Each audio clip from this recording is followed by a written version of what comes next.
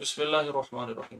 Mirza engineer उसने मशहूर होने के लिए, अपने आप को शोहरत देने के लिए, अपनी अलग एक पहचान बनाने के लिए, अपनी एक अलग से समझ लें कि नाम व नबूद के लिए उसने बड़ी बड़ी शख्सियत से, बड़ी बड़ी हस्तियों से इख्तलाफात किए, उनके बारे में बदज़बानी की, अंबिया तक माज़अल्लाह उसकी गुस्ताखियाँ मौजूद हैं।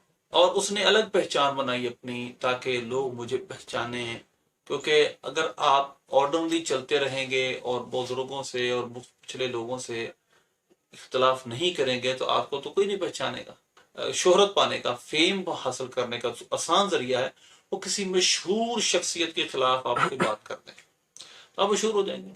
अब इसके फॉलोवर हमें कमेंट में आकर कहते हैं, देखो जी कारी साहब मशहूर होने के लिए आ गए, जी मौलवी साहब मशहूर होने के लिए आ गए, ला जी मिर्जा इंजीनियर के खिलाफ ये बात करते ताकि मशहूर हो जाए। शर्म करो कुछ, तुम्हारा गुरु भी तो यही करता रहा है। तुम्हारा गुरु भी तो हमारे बुजुर्गों की तस्वीर लगाकर मशहूर हुआ। तुम्हारा गुरु भी तो हमारे उलमा की तस्वीर लगाकर मशहूर हुआ। तुम्हारा गुरु मिर्जा भी तो हमारे बुजुर्गों ने दीन की बात भोंकते भोंकते, उनकी गुस्ताखियां बकते बकते मशहूर हुआ। कि जब वो उस तस्वीर लगाता दादा साहब की गुस्ताखी, वो बंदा मुतवज्जे हो जाते हैं हमारे लोग, ये क्या कह रहा देख सुनो। तो उसने तो शोहरत इसी तरह पाई है। हम तो अपने आप को डिफेंड कर रहे हैं, हम डिफेंस में हैं, ऑफेंस में तो नहीं है हम। हमें तो देखें, इस दौर में जो मुसलमानों के मसाइल हैं वो रफ़ा यदैन नहीं है।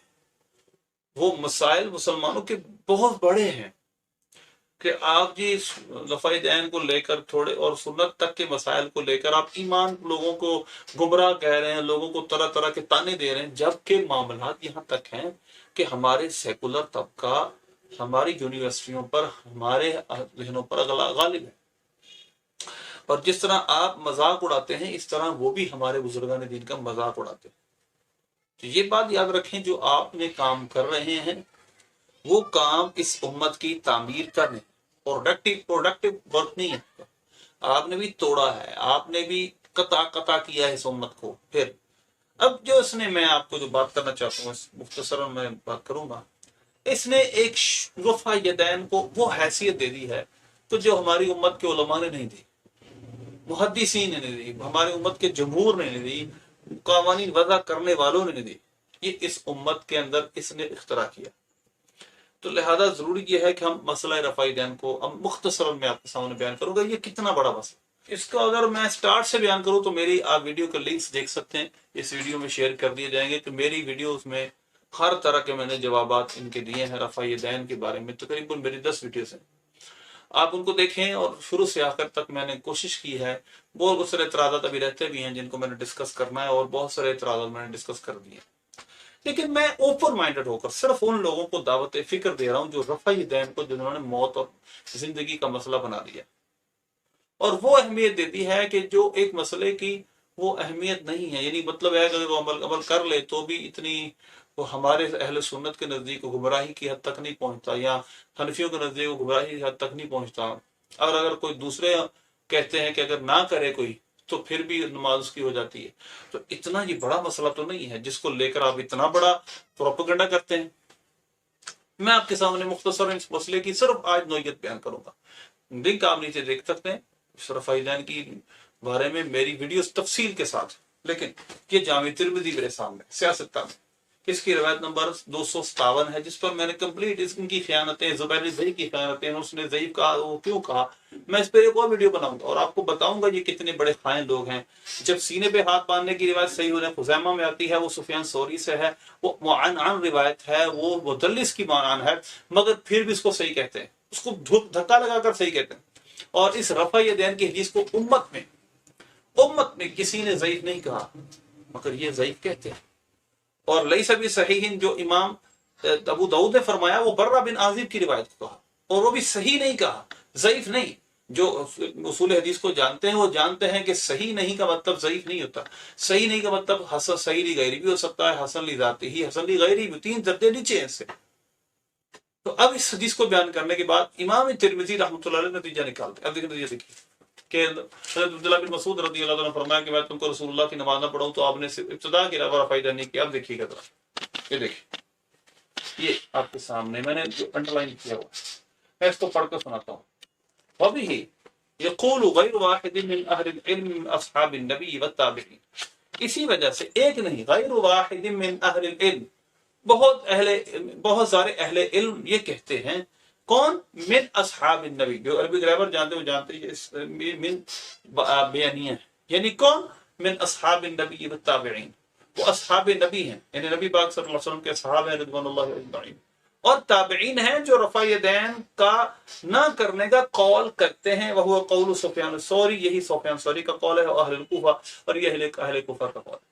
اب ذرا غور کریں، میں نے اس پہ ڈیٹیل سے ویڈیو بنائی ہوئی، کون سے صحابہ رفع یدین کرتے تھے، کون سے نہیں کرتے تھے، مصنف ابن ابی شیبہ کے حوالے سے میں نے ریفرنس دیے، سنن کبریٰ کے حوالے سے ریفرنس دیے۔ لیکن یہاں پر غور طلب بات ہے، یہ کتنا مسئلہ ہے، بڑا مسئلہ ہے، کتنا ضروری مسئلہ ہے، آپ سمجھ لیں کہ ہمارے بزرگان دین اس بارے میں کہتے کیا۔ امام ترمذی نے فرمایا وَبِهِ يَقُولُ غَيْرُ وَاحِدٍ مِّنْ أَهْلِ الْعِلْمِ، کہ رفع یدین نہ کرنے کے بارے میں بہت سارے اہل علم کہتے ہیں کہ رفع یدین نہیں کرنا، ان کی رائے تھی۔ مثلا کون تھے وہ؟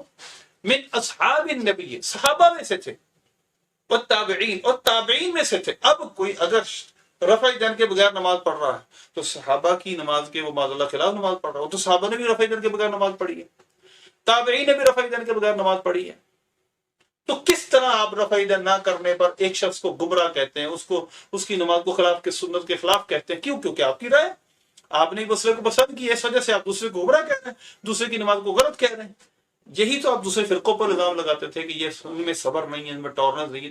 آپ کی ٹالرنس کہاں ہے؟ امام ترمذی خود شافعی ہونے کے باوجود بھی انہوں نے واضح طور پہ لکھ دیا کہ یہ قول غیر واحد من اہل العلم من اصحاب النبی والتابعین، کہ یہ قول ایک شخص دو شخص کا نہیں ہے، یہ بہت سارے صحابہ اہل علم کا ہے۔ تو اہل علم سے اور عوام اہل سنت سے، عوام مسلمانوں سے گزارش ہے، برائے کرم مسائل وہ مسائل سمجھیں جن کو واقعی مسئلہ سمجھنا، جن کو ہم واقعی مسئلہ کہیں۔ یہ کیا مسئلہ ہے رفع یدین کو لے کر؟ کبھی وہاں لڑائی، وہاں لڑائی، کبھی مردے کا شکر کسی امام کے ساتھ بحث کر رہا ہے، کبھی کسی امام کے ساتھ بحث کر رہا ہے۔ کیوں بھائی؟ دو امام ایسے ہیں، امام مالک اور امام ابو حنیفہ رحمۃ اللہ، جو رفع یدین کرنے کے قائل نہیں۔ مدونۃ الکبریٰ میں صراحتاً امام مالک رحمۃ اللہ علیہ کا قول ہے کہ میں ابتداء رفع یدین یعنی تکبیر تحریمہ کے علاوہ میں رفع یدین جانتا ہی نہیں۔ وہ امام مدینہ ہے، مدینے کے امام ہیں، ساری زندگی مدینے بسر کرتے ہیں، تو لہذا وہ تو کہتے ہیں رفع یدین ایک علاوہ میں جانتا ہی نہیں۔ امام ابو حنیفہ رحمۃ اللہ علیہ 80 سن ہجری میں پیدا ہوتے ہیں، اور امام مالک 93 سن ہجری میں پیدا ہوتے ہیں۔ اتنے ارلی لوگ ہیں جنہوں نے تابعین کی زیارت کی، وہ کہتے ہیں کہ رفع یدین صرف شروع میں۔ اور پھر امام مالک رحمۃ اللہ علیہ کے بارے میں یہ کہتا ہے کہ ان کی جو کتاب ہے موطا امام مالک، اس میں لکھا ہے وہ حدیث کی کتاب، ان کا موقف نہیں ہے، ان کا موقف لکھا ہے ان کی کتاب المدونۃ الکبریٰ میں اور جگہ میں۔ اور آج بھی مالکی، اگر آپ مکہ مدینے میں جائیں اور ان کے ملکوں میں جائیں تو دیکھیں آج بھی مالکی وہ رفع یدین شروع کے علاوہ نہیں کرتے۔